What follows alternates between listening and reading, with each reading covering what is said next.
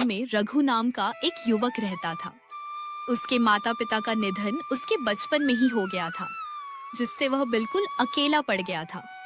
उसके पास ना कोई सहारा था और ना ही कोई जमीन जायदाद। वह एक छोटी सी झोपड़ी में जीवयापन करता था। गांव के मुखिया हरिवंश राय एक अत्यंत दयालु व्यक्ति थे। उन्होंने रघु की दयनीय स्थिति पर तरस खाया और उसे अपने यहाँ काम पर रख लिया। रहने के लिए उन्होंने रघु को एक अलग झोपड़ी भी दे दी। समय बीतता गया और आदित्य बड़ा हो गया था। वह आज भी मुखिया के यहाँ ही काम करता था और मुखिया को उस पर बहुत विश्वास था। एक दिन मुखिया ने रघु से कहा, रघु, अब तुम शादी क्यों नहीं कर लेते? तुम्हारी उम्र हो गई है। जब तुम्हारी पत्नी आएगी तो वह तुम्हारा आधा काम संभाल लेगी, घर संभालेगी और तुम्हारे खाने पीने का भी इंतजाम हो जाएगा। मेरी भी अब उम्र हो चली है, पता नहीं कब भगवान का बुलावा आ जाए। मैं चाहता हूं कि तुम्हारी शादी मेरे सामने हो जाए ताकि मैं तुम्हारे लिए निश्चिंत हो सकूं। अरे मुखिया जी, ऐसी बातें क्यों करते हैं? आपको मेरी उम्र भी लग जाए, आपके सिवा मेरा और कौन है यहाँ? आपने मेरे लिए बहुत कुछ किया है। बचपन से लेकर आज तक आपने ही मुझे माता पिता दोनों का प्यार दिया है। आपका ये उपकार मैं कभी नहीं चुका सकता। उपकार की बातें छोड़ो रघु, बताओ शादी करोगे? लड़की मैं ही देखूं या तुमने किसी को पसंद कर रखा है?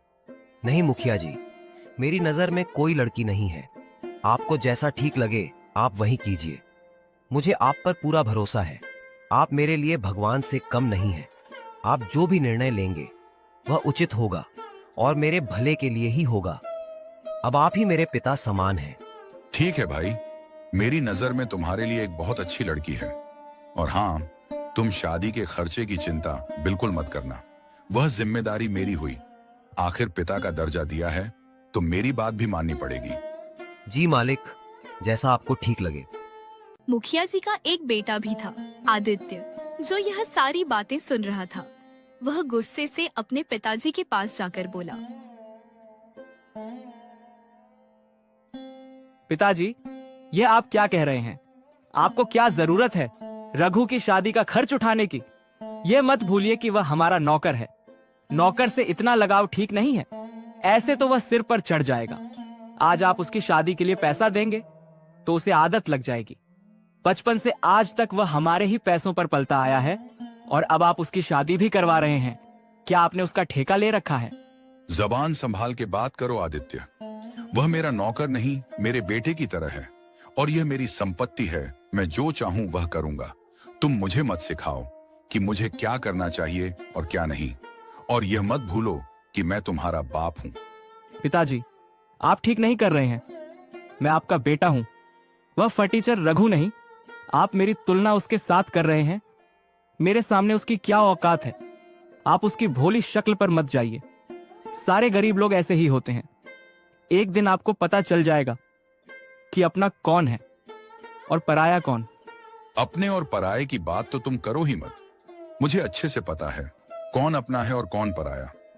पहले जब मैं बहुत बीमार था तब कहां गया था तुम्हारा अपनापन?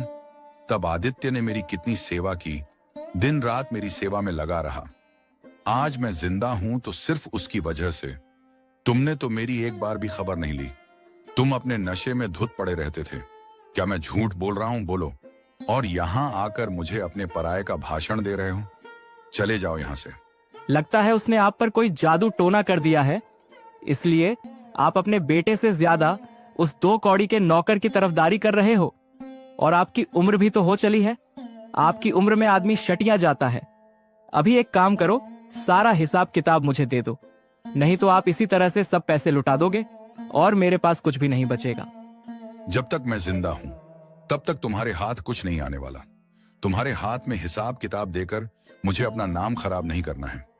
मैंने पैसे बहुत मेहनत से कमाए हैं। समाज में मेरी बहुत इज्जत है और तुम मेरी इज्जत मिट्टी में मिलाना चाहते हो। अगर तुम्हें हिसाब किताब चाहिए तो उस लायक बनकर आओ, फिर बात करेंगे।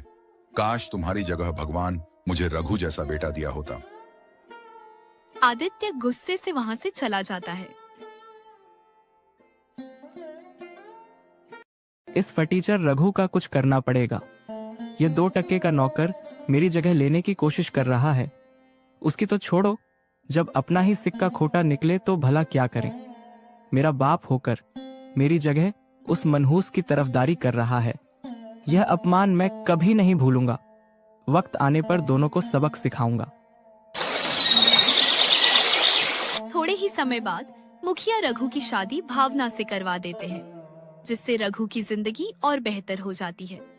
सचमुच भावना, तुम्हारे आने से मेरी जिंदगी पूरी तरह से बदल गई है। अब तक मैं अपने सारे काम खुद ही किया करता था। खाना पकाना, कपड़े धोना, अब सब तुम संभाल लेती हो। और तुम्हारे आने की वजह से मेरा अकेलापन भी दूर हो गया है। माता पिता तो बचपन में ही गुजर गए और फिर मालिक ने ही मुझे सहारा दिया। उन्होंने मेरे लिए बहुत कुछ किया है। उनका उपकार मैं कभी नहीं चुका पाऊंगा। आज तुम मुझे मिली हो तो सिर्फ उनकी वजह से। मालिक मेरे लिए किसी भगवान से कम नहीं है। यह बात तुम भी हमेशा याद रखना और मालिक के मान सम्मान में कभी कोई कमी मत रखना। जी बिल्कुल, आप बिल्कुल सही कह रहे हैं। हरिवंश चाचा दिल के बहुत अच्छे आदमी हैं। ऐसे ही कुछ दिन बीत जाते हैं। एक दिन आदित्य मुखिया हरिवंश राय से कहता है, सुनिए पिताजी, मुझे 10,000 रुपए चाहिए। तुम्हें इतने सारे पैसे किस लिए चाहिए? वह मैं आपको नहीं बता सकता, बस मुझे पैसे दे दीजिए। समझ गया। अपने नशे की लत और जुआ खेलने के लिए तुम्हें पैसे चाहिए, क्योंकि अब तक तुम यही करते आए हो। आदित्य, अभी भी वक्त है, सुधर जाओ। ये सब गंदी आदतें छोड़ दो। इसमें कुछ नहीं रखा, सिर्फ बर्बादी ही होगी। मैंने आपसे रुपए मांगे हैं, ज्ञान नहीं। मेरी जो मर्जी होगी मैं वह करूंगा। आखिर यह सब पैसे मेरे ही तो हैं।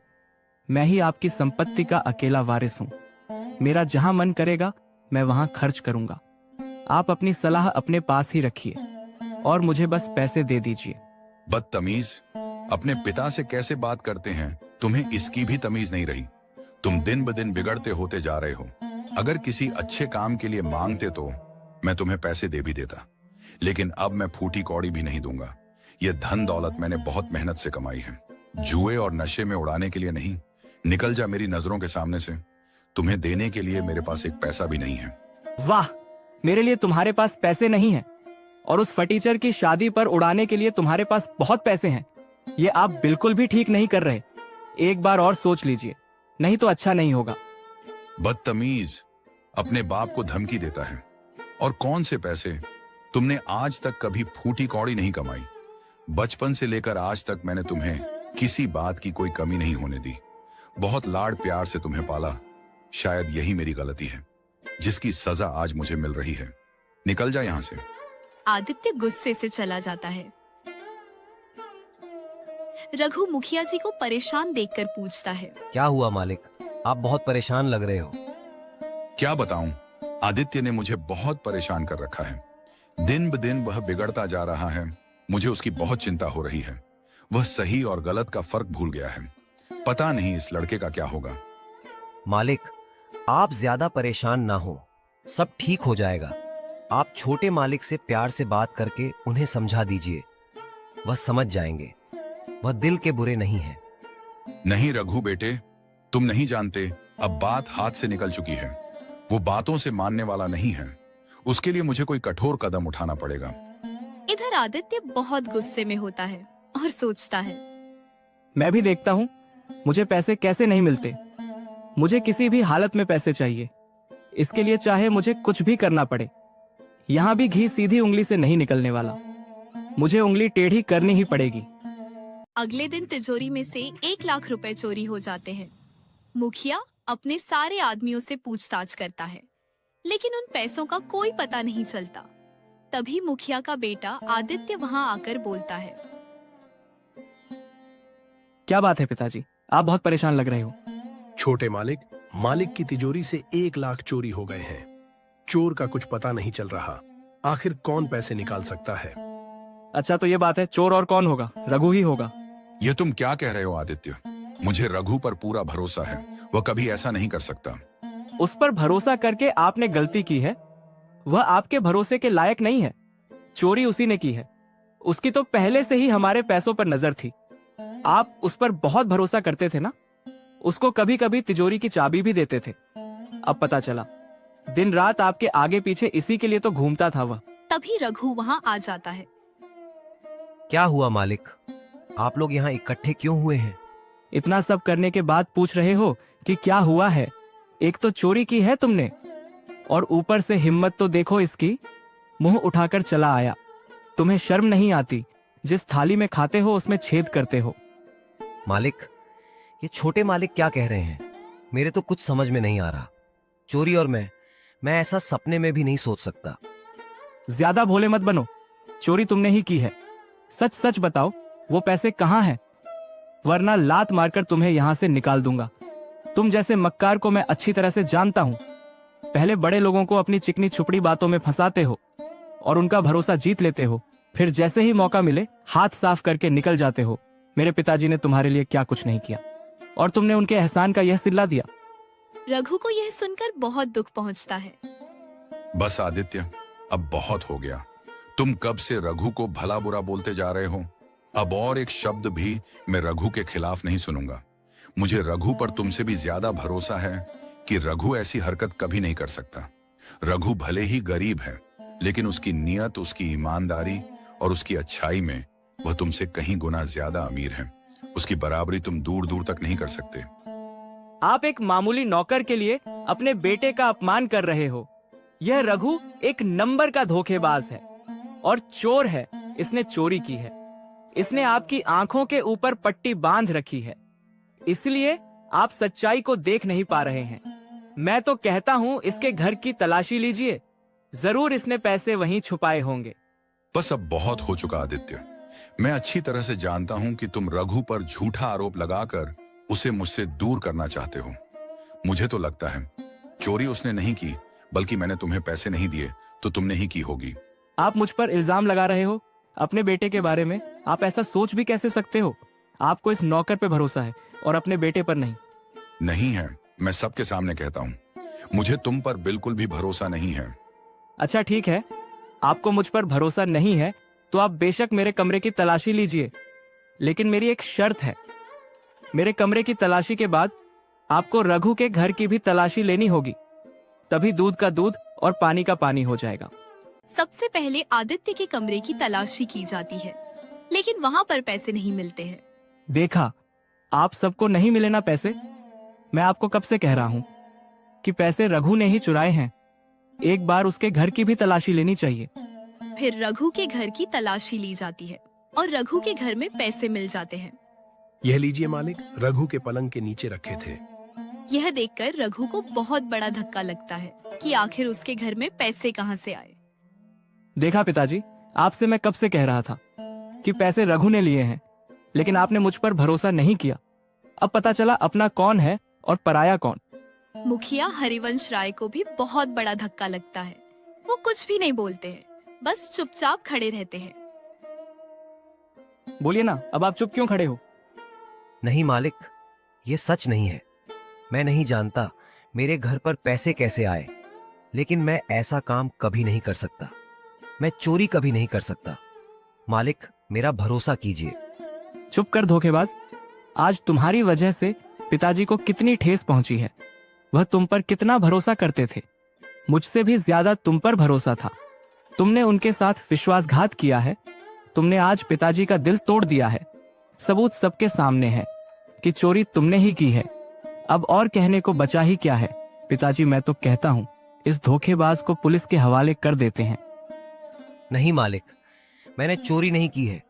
आप तो मेरे लिए भगवान समान हैं। मैं आपके घर में चोरी नहीं कर सकता। पिताजी, ऐसे लोगों को छोड़ना नहीं चाहिए। मैं अभी पुलिस को बुलाता हूँ। नहीं, तुम पुलिस को नहीं बुलाओगे, और चलो यहाँ से। लेकिन पिताजी, आप इसे ऐसे कैसे छोड़ सकते हो? इसको सजा तो मिलनी चाहिए। मैंने कहा ना, तुम नहीं बुलाओगे पुलिस। मुझे कोई शिकायत दर्ज नहीं करवानी, और चलो यहाँ से। मुखिया जी वहाँ से चले जाते हैं। भावना, ये क्या हो गया?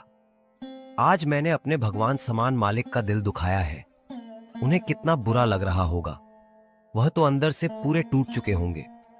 लेकिन आपकी तो कोई गलती नहीं है। और ये पैसे हमारे घर पर कब आए, किसने रखे? ये जरूर किसी का षड्यंत्र है आपको फंसाने के लिए। वो तो मैं नहीं जानता भावना।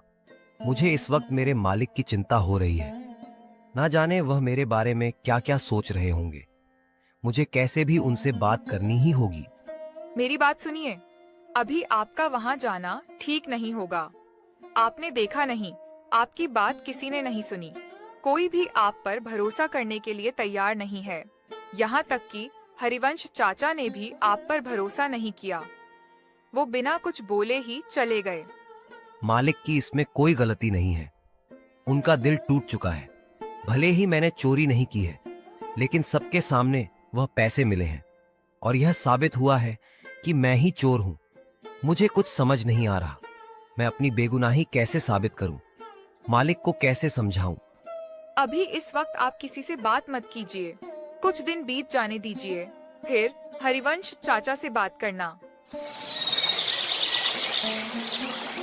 और दूसरे दिन सारे गांव में यह बात फैल जाती है कि रघु ने मुखिया हरिवंश राय के घर से पैसे चुराए हैं।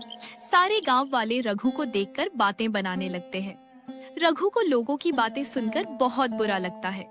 रघु मुखिया जी की एक झलक देखने के लिए घंटों तक उसके घर के बाहर खड़ा रहता है, क्योंकि उस दिन से मुखिया जी ने घर से निकलना भी बंद कर दिया था।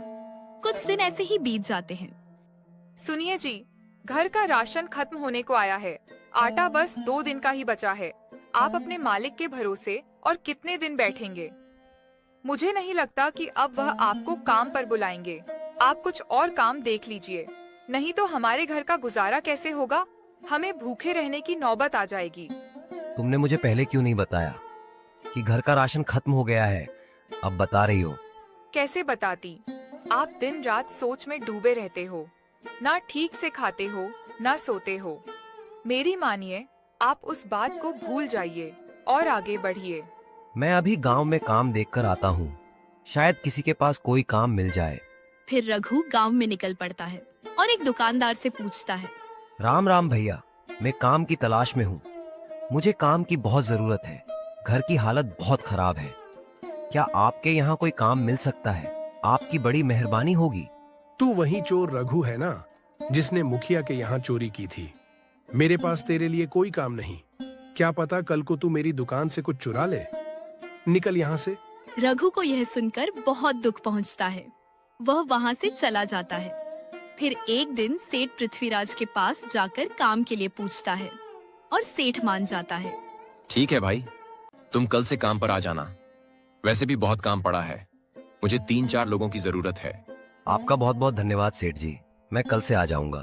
तभी वहाँ पर सेठ की पत्नी अवंतिका आ जाती है। ये आप क्या कर रहे हैं? कोई जरूरत नहीं है इसको काम पर रखने की। आपको पता नहीं है इसने क्या किया है। भलाई का जमाना नहीं है। आप इसको काम देकर भलाई करने जाओगे और कल को यह आपका घर साफ कर देगा। आजकल के लोगों का कोई भरोसा नहीं है। मुखिया जी की यही गलती थी। उन्होंने इस पर भरोसा कर काम पर रखा था। यहाँ तक कि बचपन से इसे पाला, इसकी शादी भी करवाई। फिर भी इसने उनके साथ बेईमानी की। अगर अब भी आपने इसे काम पर रखा तो मुझसे बुरा कोई नहीं होगा। ठीक है, भाग्यवान नहीं रखूंगा। रघु तुम जाओ भाई। तुम्हारी वजह से मैं मेरे घर में झगड़ा नहीं चाहता। मैं तुम्हें काम पर नहीं रख सकता। तुम कहीं और जाकर काम देख लो। रघु निराश होकर वहाँ से चला जाता है। इधर रघु की पत्नी भावना को भी गांव की औरतें ताना मारती हैं। अरे देखो, ये उस रघु की पत्नी है ना? मैंने तो सुना है दोनों पति पत्नी की मिली भगत है। जो मुखिया जी जैसे अच्छे आदमी को फंसा के रखा था इन दोनों ने। लेकिन सच्चाई ज्यादा दिन तक नहीं छुपती। इन दोनों को रंगे हाथ पकड़ा है। इनके घर पर नगद रुपए मिले हैं। भावना को उनकी बातें सुनकर बहुत बुरा लगता है। वह घर चली जाती है। घर पर रघु को देख भावना पूछती है, क्या हुआ जी? आप तो काम देखने गए थे ना, मिला क्या? नहीं, भावना देखने गया था, लेकिन वहां पर काम नहीं था। कल फिर जाकर देखता हूँ। और तुम तो सब्जी लेने गई थी, लेकिन सब्जी तो कहीं दिख नहीं रही है। क्या हुआ, सब्जी नहीं लाई? उस सब्जी के दाम कितने बढ़ गए हैं। दाम सुनकर ही मैं वापस आ गई। मैंने सोचा दाल चावल ही बना देती हूँ। वैसे भी हमारे पास ज्यादा पैसे नहीं बचे हैं। और फिर दोनों चुप बैठ जाते हैं। भावना और रघु लोगों के ताने की बात एक दूसरे से छुपाते हैं। फिर एक दिन रघु के घर एक आदमी आता है और बोलता है, रघु, सेठ पृथ्वीराज ने तुम्हें आज से ही काम पर बुलाया है। चलो जल्दी से। क्या सच में? भगवान तेरा लाख लाख शुक्र है। मुझे काम तो मिल गया। भावना, मैं निकलता हूँ। ठीक है, आप जाइए। जैसे ही फुर्सत मिले खाने के लिए आ जाना। रघु सेठ पृथ्वीराज के पास काम करने निकल पड़ता है और दिन भर मजदूरी करने के बाद सेठ पृथ्वीराज उसी दिन उसे एक दिन की अच्छी मजदूरी के पैसे भी दे देते हैं। ये लो भाई रघु, तुम्हारी आज की मजदूरी। कल से वक्त पर आया करना। बहुत बहुत धन्यवाद सेठ जी। आपको नहीं पता, मेरे घर की हालत बहुत खराब थी। अगर आज आप काम ना देते तो मुझे भूखे रहने की नौबत आ जाती। अभी मैं चलता हूँ सेठ जी, कल समय पर आ जाऊंगा। रघु खुशी से अपने घर की ओर चला जाता है। इधर सेठ पृथ्वीराज मुखिया से मिलने जाता है। मुखिया जी, मैंने आपका काम कर दिया है। जैसा आपने बोला था, उसे काम पर भी रख लिया है और पैसे भी दिए हैं। आप मेरे बहुत अच्छे मित्र हो, इसीलिए मैंने तुम्हारी बात मानी। आपने कहा इसीलिए मेरी पत्नी मानी, नहीं तो मेरी पत्नी को मनाना मुश्किल था। शुक्रिया दोस्त तुम्हारा यह एहसान कभी नहीं भूलूंगा। एक दिन आदित्य एक आदमी से बात करता है। अच्छा, तो ये बात है, उस सेठ के यहाँ रघु को काम मिल गया। तुम एक काम करो, जैसे हमने पिताजी के कमरे से पैसे चुराए थे और रघु के कमरे में रखे थे, वैसे ही उस सेठ के यहाँ सेठानी का हार चुरा लो और मौका मिलते ही रघु के घर पर जाकर रख दो। मैं भी देखता हूँ वह सेठ रघु को कैसे काम पर रखता है। उस रघु को मैं भूखे तड़प तड़प कर मरते हुए देखना चाहता हूँ। उसे पाई पाई के लिए मोहताज ना बनाया तो मेरा भी नाम आदित्य नहीं। यह सारी बातें मुखिया सुन लेते हैं। उन्हें बहुत बड़ा धक्का लगता है और रघु के लिए उनका दिल और भी तड़प उठता है। गुस्से में वे आदित्य के कमरे में जाकर बोलते हैं, अच्छा तो ये बात है, तुम इतना गिर जाओगे, ये मैंने कभी नहीं सोचा था। उस बेचारे रघु ने तुम्हारा बिगाड़ा क्या है जो तुम उसकी जिंदगी बर्बाद करने पर तुले हुए हो। मुझे लगा तुम सुधर गए हो, लेकिन मैं गलत था। तुम कभी नहीं सुधरोगे। तुम इतना गिर गए कि खुद के घर में तुमने चोरी की और इल्जाम बेचारे उस रघु पर डाल दिया। तुम्हारी इस गंदी हरकत की वजह से उसे कितना कुछ झेलना पड़ रहा है। यहां तक कि उसके लिए तुम पुलिस भी बुला रहे थे। अब मैं पुलिस बुलाऊंगा और सारे गांव वालों को भी बताऊंगा कि तुमने किस तरह से उसे फंसाया है। तुम ऐसे नहीं सुधरोगे। तुम्हारा क्या भरोसा, कल को तुम उस बेचारे की जान ले लोगे। तुम्हारा फैसला कल होगा सबके सामने। आदित्य कुछ भी नहीं बोलता, चुपचाप खड़ा रहता है। मुखिया वहाँ से चले जाते हैं और अगले दिन मुखिया सारे गांव वालों को अपने बेटे की सच्चाई बताते हैं और उसके बेटे की वजह से आदित्य को जो झेलना पड़ा, उसके लिए मुखिया उसे अपनी 10 एकड़ की जमीन रघु के नाम करते हैं ताकि उसे कभी किसी पर निर्भर ना रहना पड़े। और उसका नौकर भी डर के मारे सच बता देता है। पुलिस भी बुलाई जाती है और आदित्य और उसके नौकर को गिरफ्तार करके ले जाती है।